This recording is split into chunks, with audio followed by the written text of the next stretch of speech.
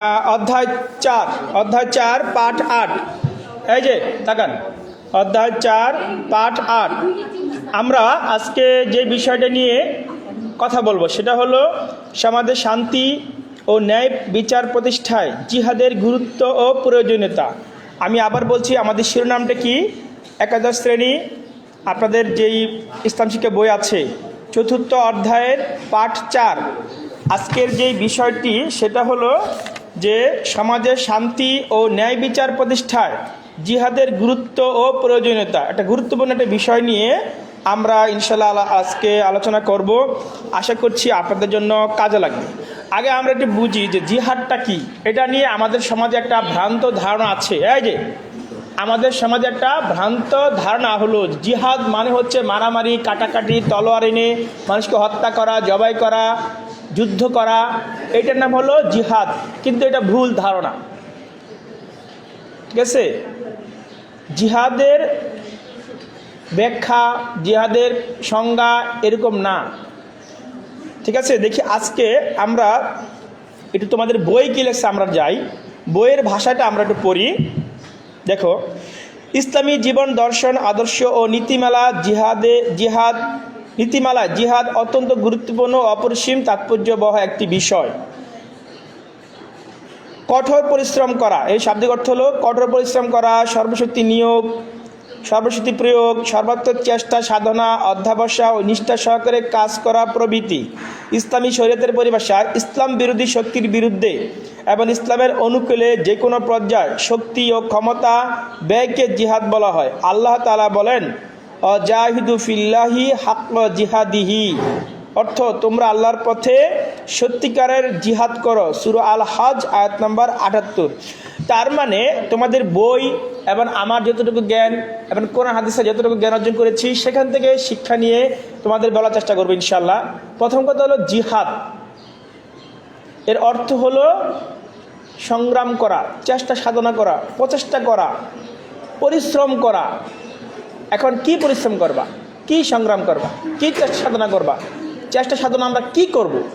সমাজ থেকে অন্যায়, অবিচার, জুলুম, নিপীড়ন দূর করার জন্য, এই যে জুলুম, নিপীড়ন, অন্যায় এর প্রতিরোধ করার জন্য, দূর করার জন্য আমি যে চেষ্টা করব, আমি যে পরিশ্রম করব, এর নাম হলো জিহাদ। ধরো সমাজে একটা দুর্নীতি হচ্ছে, সমাজে একটা ধর্ষণ হচ্ছে, টিপিং হচ্ছে, সমাজে দুর্নীতি হচ্ছে, সুদ ঘুষ হচ্ছে, এর বিরুদ্ধে আমি এটা কিভাবে দূর করা যায়, এই সমাজে ঘুষ কিভাবে দূর করা যায়? এই যে এই মেয়ে পিছনে কি করছো, তাকাও। সমাজ থেকে কিভাবে এই ঘুষ দূর করা যায়, এই অন্যায় দূর করা যায়, ইফটিজিং দূর করা যায়, ধর্ষণ দূর করা যায়, জুলুম দূর করা যায়, ইফটিজিং দূর করা যায়, সমাজ থেকে কিভাবে জুলুম অবিচার দূর করা যায়, সেই জন্য আমি কি করব? চেষ্টা করব। চেষ্টা কিভাবে করব? আমি একা পারছি না, আমি দলবদ্ধভাবে আর কয়জনকে নিব, সেখানে যদি আমার অর্থ লাগে অর্থ দিব, যদি মানুষকে বোঝাতে হয় আমি বুঝাবো, মানুষ যদি আমাদের কাছে আনতে হয় আমি আনবো, যদি যেতে হয় আমি যাব, আমি যদি তাদেরকে এক জায়গায় বসাতে হয় আমি বসাবো। এই জন্য যদি কোনো অর্থ লাগে, টাকা দিব, যদি যাওয়ার জন্য ভাড়া লাগে ভাড়ার টাকা দিব, যদি কোনো খরচ খাওয়ার জন্য খরচ লাগে সেই খাওয়ার জন্য খরচ দিব। তার মানে আমি অর্থ, আমার জীবন, আমার সময়, শ্রম আমি ব্যয় করব এই অন্যায় দূর করার জন্য। আর এই অন্যায় দূর করার জন্য আমি এই যে যা কিছু করছি, আমি নিজের সময় ব্যয় করছি, নিজের জান দিয়ে প্রাণ দিয়ে চেষ্টা করছি, এখানে অর্থ টাকা পয়সা খরচ করছি, মানুষকে বুঝাচ্ছি, মানুষকে ঐক্যবদ্ধ করছি, এই সব কিছু জিহাদের অংশ।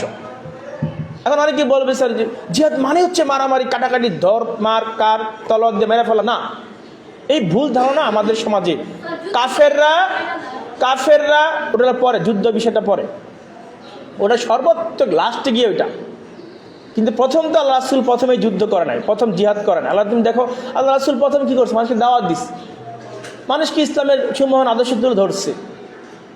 দেখো, তুমি দেখো মক্কা 13 বছরে দেখো কি কোনো যুদ্ধ হয়েছে? হয় নাই। মক্কা থেকে মদিনে গিয়ে তারপরে একটা প্রথম বদর যুদ্ধ হয়েছে। তার মানে প্রথম 13 বছর কোনো যুদ্ধ রাসূল করে নাই। প্রথমে দাওয়াত দিচ্ছে, মানুষকে বুঝিয়েছে, দাওয়াতি কাজ করছে, সংঘবদ্ধ করছে, ঐক্যবদ্ধ করছে, দলবদ্ধ করেছে, সাহাবীদেরকে সাহাবী গঠন করছে, সোনার মানুষ তৈরি করেছে, সংঘবদ্ধ জীবনযাপন তারা করেছে। প্রথমে কিন্তু আল্লাহর একত্ববাদের কথা সে প্রচার করছে, তারপরে আখিরাতের কথা, রিসালাতের কথা, এইভাবে পর্যায়ক্রমে তার ধীরে ধীরে মানুষকে নৈতিক আদর্শে তৈরি করার পরে যখন মক্কা থেকে মদিনা গেল, তখনই তার একটা পর্যায়ে যুদ্ধ শুরু। আল্লাহ রাসূল বলছে, যুদ্ধ আমার ভালো লাগে না, যুদ্ধ আমার ভালো লাগে না, এটা আমার পছন্দ না। কিন্তু কাফেররা যখন তাকে মেরে ফেলতে যাচ্ছে, তাকে ইসলামকে শেষ করে দিতে যাচ্ছে, তখন তো রাসূল বসে থাকলে চলবে না। তখন তো আল্লাহ হুকুম দিয়েছেন, আল্লাহ রাসূলও যুদ্ধ করেছে। ওটা ছিল শেষ পর্যায়ে গিয়ে। যুদ্ধটা হলো সরাসরি একদম অস্ত্র দিয়ে বা সরাসরি আক্রমণটা হলো লাস্টে।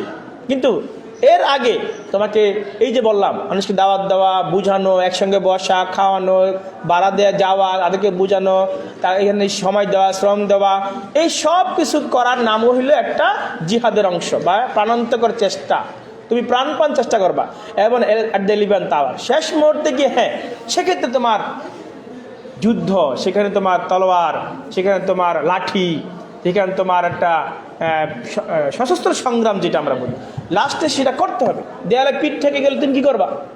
তোমাকে একজন শত্রু তোমার দেয়ালে পিঠ থেকে দিয়েছে, তোমার দেয়ালের পিছনে তো যাওয়ার সুযোগ নাই। এখন তুমি কি করবা? এখন আমাকে দেয়ালের পিছনে যাওয়ার সুযোগ না, আমাকে সামনে যেতে হবে। আর সামনে যেতে হলে ওকে আমি হয় ঘুষি মারবো, না ওকে আমি লাঠি দিয়ে আঘাত করবো, না লাঠি মারবো, কিছু একটা আমাকে করতে হবে। লাস্টে এসে আমাকে এই সর্বত্র লাস্টে এসে আমাকে এই অংশগ্রহণ এখানে করতে হবে। তাহলে আল্লাহ রাসূল সেটাই করছে। আল্লাহ রাসূল নিজে থেকে আক্রমণ করে নাই। আল্লাহ রাসূল কি করছে? ওরা আক্রমণ করছে, পরে আক্রমণ করছে, ওরা ঘেরাও করে ফেলেছে। এখন তুমি কি করবা? ঘেরাও করলে তুমি আক্রমণ করবে না, প্রতিহত করবে না, তখন তুমি বসে থাকবা নাকি? তোমার জীবন শেষ করে ফেলবে আর তুমি বসে থাকবা? না ভাই, আমি এটা হবে না, আমার দরকার নাই, মেরা ফেলা, এটা করবা? তখন তুমি কি করবা? তখন তুমি তোমার হাতে যা থাকবে, লাঠি থাকলে লাঠি, তলোয়ার থাকলে তলোয়ার, বডি থাকলে বডি, এই সন্ত্রাসীরা আয়, ঠিক কি না? সেক্ষেত্রে লাস্টে, কিন্তু প্রথম তো তুমি এটা করবা না। তুমি এই সমাজ থেকে অন্যায় দূর করার জন্য মানুষকে বুঝাইবা, মানুষকে সঙ্গবদ্ধ করবা, মানুষকে বলবা ভাই এটা করা ঠিক না, আসেন আমরা এটা প্রতিবাদ করি, কয়টা মানুষকে যুক্ত করবা, তোমার সঙ্গে নিবা, কারণ তুমি একা পারবা না। এই জন্য আল্লাহ তাআলা বলছেন, ওয়া'তাসিমু বিহাবলিল্লাহি জামিআন ওয়া লা তাফাররাকু, তোমরা সঙ্গবদ্ধ আল্লাহর রজ্জুকে আঁকড়ে ধরো, সঙ্গবদ্ধ দলীয়বদ্ধভাবে এই কাজটা করো, একলা পারবা না। তুমি একলা করতে গেলে তোমাকে মেরে ফেলবে, তোমাকে আহত করে ফেলবে। কিন্তু তুমি আর 100 জন নিয়ে যাও, দেখবা ওরা, কারণ খারাপ লোক কয়জন? 1 থেকে 2 জন বা 5 জন 10 জন। তুমি যদি 100 জন ভালো লোক যুক্ত করো, 10 জন খারাপ লোক 100 জনের সঙ্গে আর পারে না। এই জন্য আমাদের সঙ্গবদ্ধ হয়ে কাজ করা, এই জিহাদটা করতে হবে, এই প্রচেষ্টাটা করতে হবে সঙ্গবদ্ধ, দলীয়ভাবে। অলতাকুম মিনকুম ইয়াদউনা ইলাল সাবিল তা'মুরুনা বিল মা'রুফ ওয়া তানহাউনা আনিল মুনকার, তোমাদের মধ্যে একটা দল থাকতেই হবে যারা সৎ কাজে আদেশ দিবে, অসৎ কাজে নিষেধ করবে। কুনতুম খায়রা উম্মাতিন উখরিজাত লিন-নাস তা'মুরুনা বিল মা'রুফ ওয়া তানহাউনা আনিল মুনকার, তোমাদেরকে উত্তম জাতি হিসেবে সৃষ্টি করা হয়েছে। কেন? তোমরা সৎ কাজে আদেশ দিবা, অসৎ কাজে নিষেধ করবা। তার মানে কি? এই দলবদ্ধ হয়ে তুমি সৎ কাজে আদেশ করবা, অসৎ কাজে নিষেধ করবা। কারণ অসৎ কাজে নিষেধ করতে গেলেই ওই খারাপ লোকগুলো তোমাকে আক্রমণ করবে, আর আক্রমণ যখন করবে তখন তুমি দলবদ্ধ হইবা, তুমি আরো 100 জন লোক তৈরি করে ফেলবা। তখন ওই 10 জন খারাপ লোক, 5 জন খারাপ লোক তোমার বিরুদ্ধে দাঁড়াতে পারবে না। যখনই আসবে তখন 100 জন লোক হাজির হয়ে যাবা। তো আমি বলছি আজকের যে বিষয়টা হলো যে সমাজে শান্তি ন্যায় বিচার প্রতিষ্ঠার জন্য এই জিহাদ, এই প্রাণান্তকর চেষ্টা, সংগ্রাম আমাকে করতে হবে। যদি কেউ সংগ্রাম না করি তাহলে তো খারাপ লোকগুলো আরও সাহস বেড়ে যাবে, ঠিক না?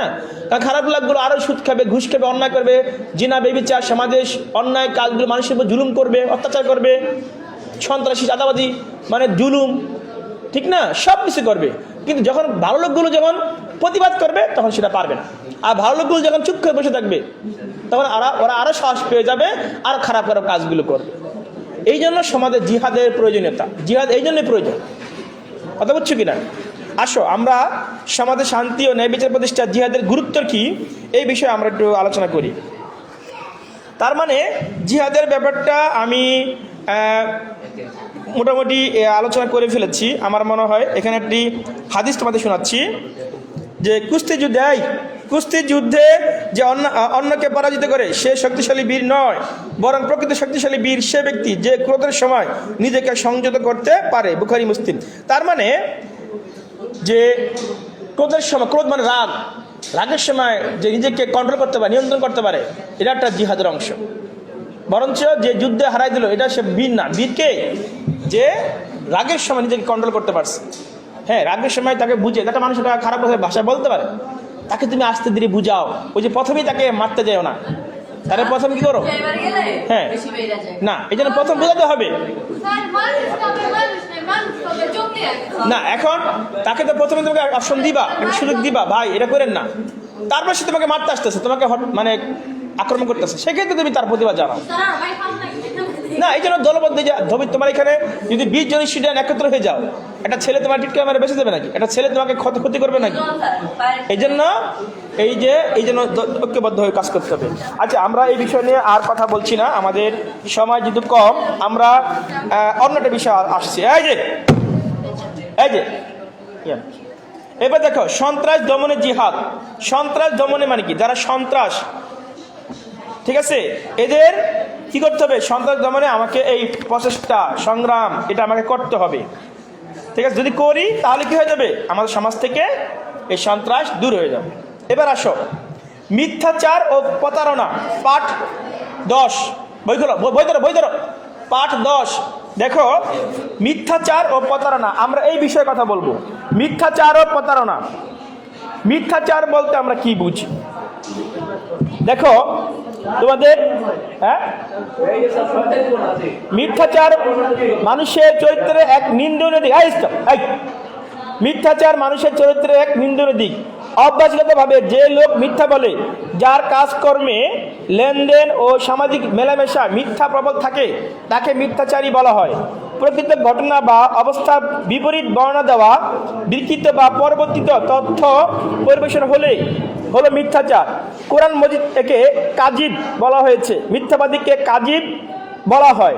আর মিথ্যাচার চরম পর্যায়ে পৌঁছায়, তাকে বলা হয় কাজ্জাব। ঠিক আছে? তার মানে কি? মিথ্যা তো আমরা বুঝি, যিনি এই মিথ্যা প্রচার করে, মিথ্যা কথা বলে, সমাজে এটা ছড়ায় দেয়, এই যে মিথ্যা যে প্রচলন, এটাকে বলা হয় মিথ্যাচার। আর যিনি মিথ্যা বলেন তাকে বলা হয় মিথ্যাবাদী, ঠিক না? আর এটা যে চরম পর্যায়, এটা হলো কাজ্জাব বা কাজিব, কাজিব থেকে কাজ্জাব।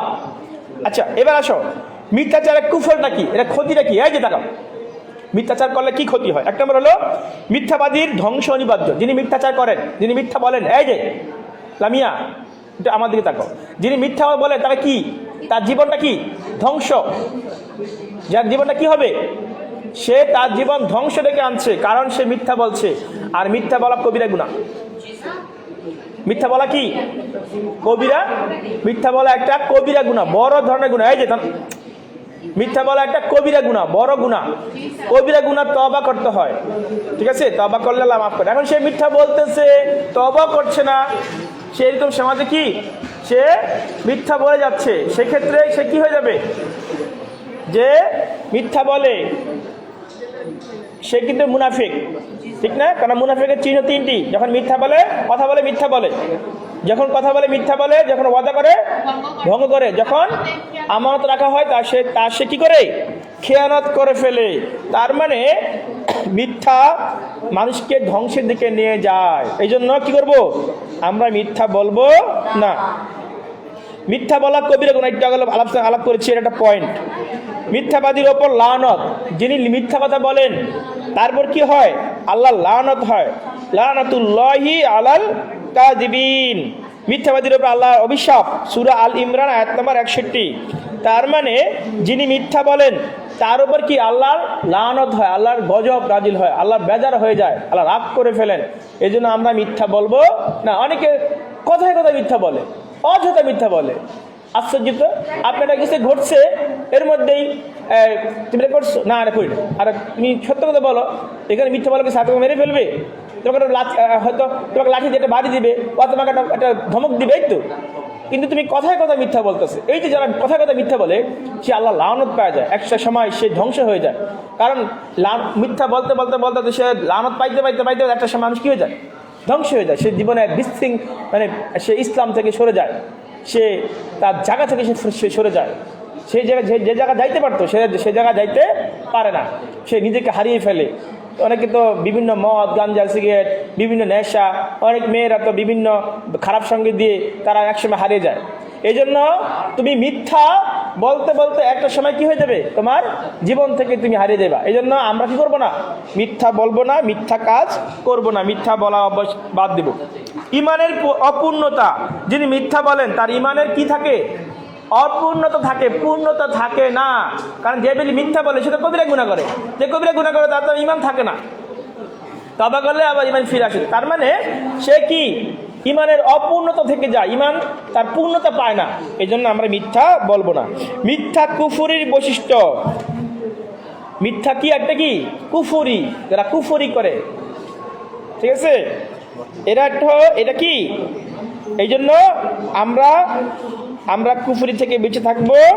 আমরা কি করব, বালিল্লাযীনা কাফারু ইউকাযযিবুন, বরং যারা কুফরি করে তারাই মিথ্যা বলে। সূরা আল ইনশিকাক আয়াত নাম্বার 22।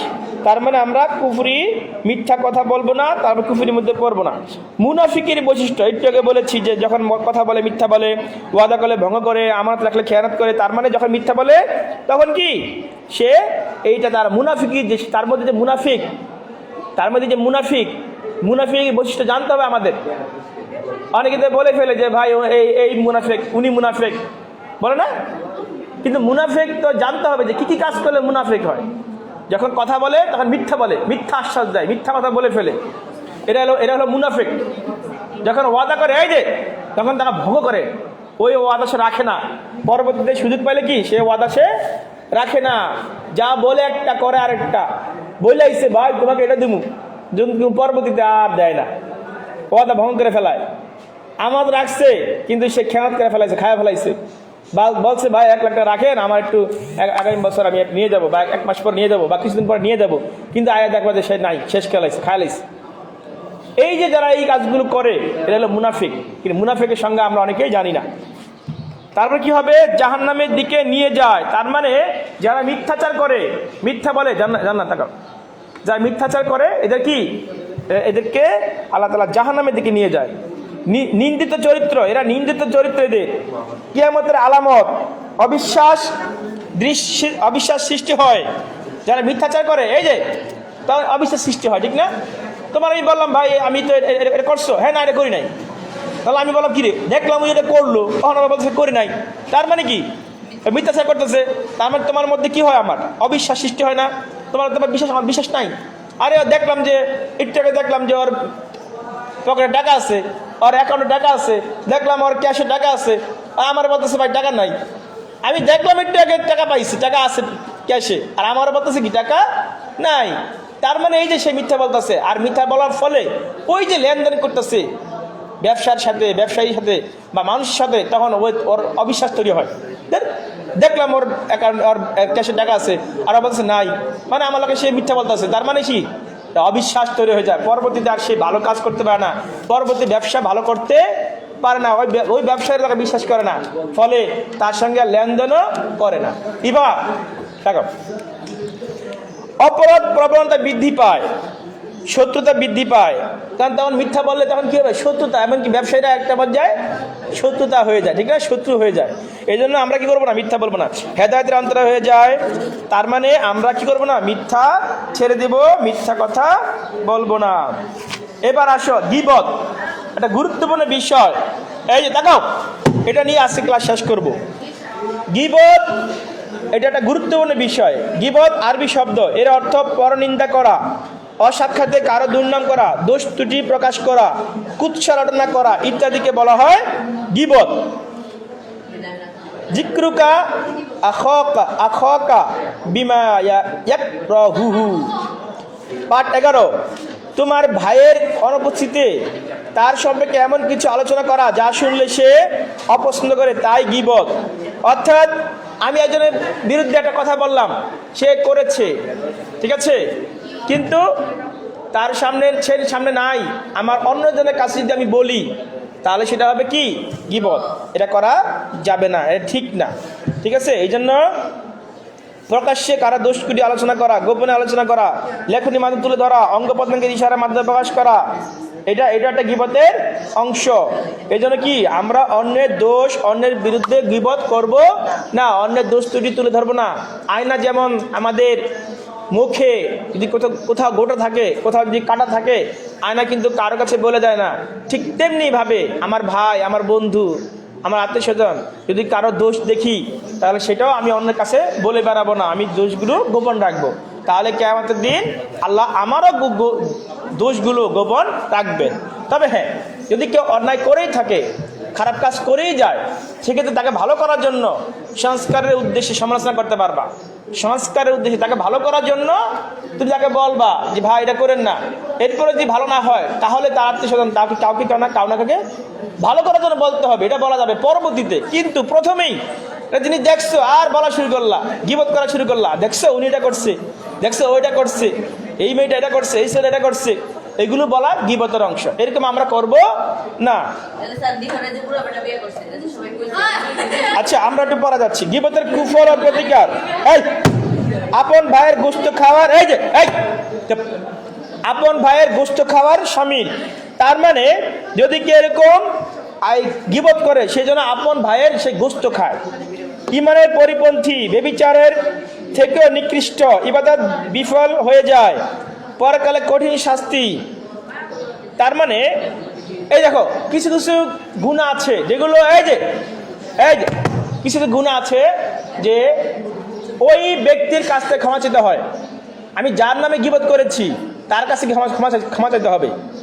সে যদি ক্ষমা না করে তাহলে কিন্তু এটা কিন্তু গুনাহটা থেকে যায়। এই জন্য এই যে লামিয়া, এই তোমার নাম কি, কথা বলছো কেন? তার মানে অন্যের হক মেরে খাওয়া, যেমন অন্যের নামে গীবত করে তার ক্ষতি করা, এটা একটা হক।